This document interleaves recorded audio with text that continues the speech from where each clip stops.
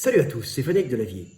Ce soir, je voulais vous faire une petite vidéo d'anthropologie pour vous parler des femmes et plus précisément pour vous parler de la ménopause, pour vous parler de cette infertilité féminine survenant à un âge où les femmes sont souvent encore en pleine santé. Infertilité qui peut paraître injuste alors que les hommes, eux, sont touchés par une andropause qui est en vérité une baisse progressive de la fertilité. On peut voir des hommes d'un âge avancé pouvoir faire encore des enfants à des jeunes femmes. Pour cela, je vais vous lire un petit texte pour que vous compreniez que dans la nature ne se conserve en fin de compte que ce qui est utile à la vie et à la survie de l'espèce, et vous allez voir que cette ménopause est en vérité quelque chose d'extrêmement utile pour l'espèce humaine et pour la survie de nos petits. Pour cela, je vais vous lire un petit texte que j'ai écrit, petit texte qui, je l'espère, vous fera comprendre qui nous sommes. Ce petit texte s'appelle Ménopause. En dehors de l'homme, chez les autres primates hominidés, la fertilité des femelles dure presque toute leur existence. Les vieilles guenons étant souvent, comme on peut l'observer chez les chimpanzés, les partenaires sexuels inconsciemment les plus recherchés par les mâles en raison de leur grande expérience de la vie et leur capacité à élever et nourrir leurs petits et ainsi à assurer la pérennité de l'espèce. Chez l'homme, de loin l'espèce de primate à la longévité la plus élevée, le mâle peut être fertile toute son existence, alors que la femelle, malgré une espérance de vie élevée, n'est fertile qu'une partie de sa vie. Cette ménopause brutale des femmes contraste avec la lente andropause masculine qui n'est qu'un déclin très progressif de la fertilité. Si injuste que cela puisse paraître aux yeux du commun, cette infertilité féminine survenant à un âge où les femmes sont souvent encore en pleine santé est en réalité le résultat d'une sélection génétique qui a favorisé la survie de notre espèce et son explosion démographique. Notre espèce a la particularité de s'être développée et structurée autour d'un gros cerveau, devenu capable, grâce aux notions de temps et aux mots qui ne sont que des compressions de données en sons, d'accumuler une énorme mémoire rapide à utiliser pour stocker et rechercher des informations dans notre réseau synaptique afin d'analyser, de communiquer et de préméditer des actions complexes en groupe. L'acquisition d'outils linguistiques comme les notions de temps et la compression de données en mots a permis l'explosion de notre cerveau en volume, car les mutations aléatoires entraînant une prolifération neuronale étaient enfin sélectionnées.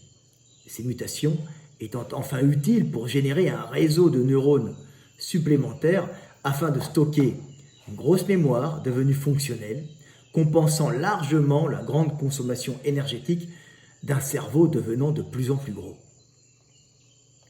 En contrepartie, cet énorme cerveau humain, permettant des interactions sociales extrêmement complexes, devait être rempli progressivement d'informations et de programmations au cours d'une longue éducation, obligeant les petits à rester longtemps près de leur mère afin de devenir, par cette longue formation, des adultes bien intégrés dans leur groupe, prêts à affronter la vie.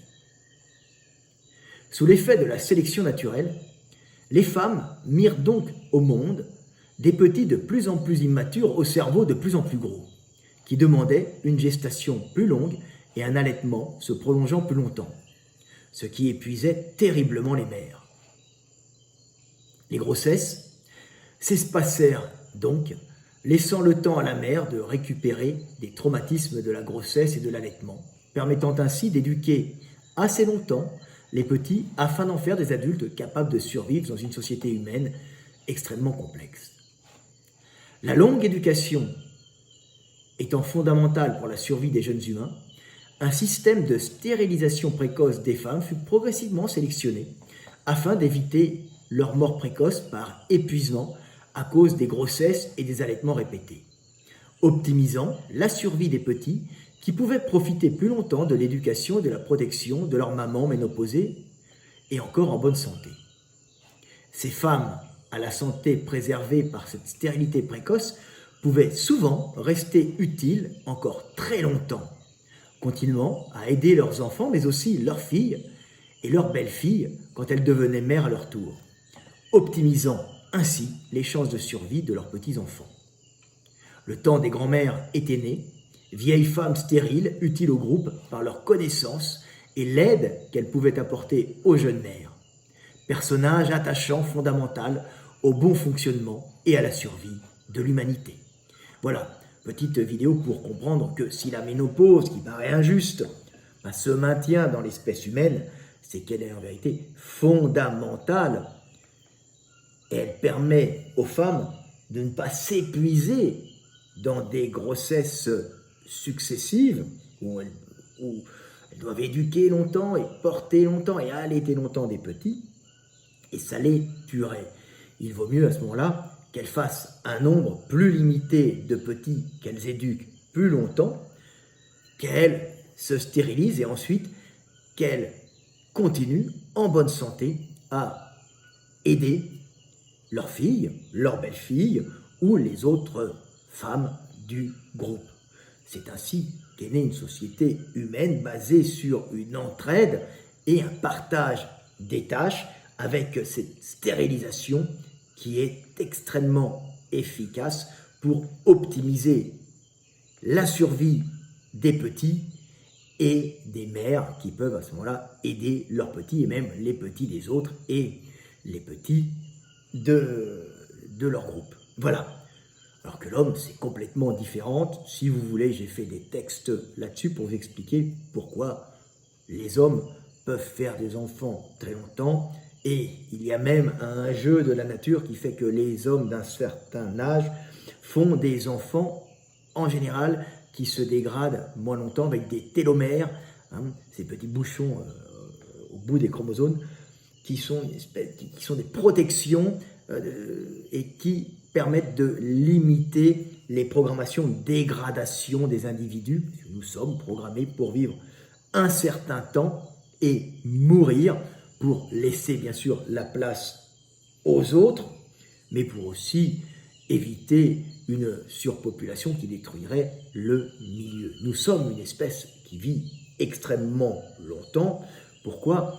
Parce que nous avons basé notre survie sur notre gros cerveau qui est capable, grâce aux notions de temps, aux compressions de données et à cette accumulation de mémoire dans ces neurones qui ont explosé grâce à ces outils linguistiques, qui ont permis d'accumuler énormément de données, et les vieux individus sont devenus un atout pour le groupe par le savoir qu'ils avaient acquis et qu'ils pouvaient conserver et transmettre aux nouveaux venus, leur évitant bien sûr bien des problèmes et évitant bien des morts.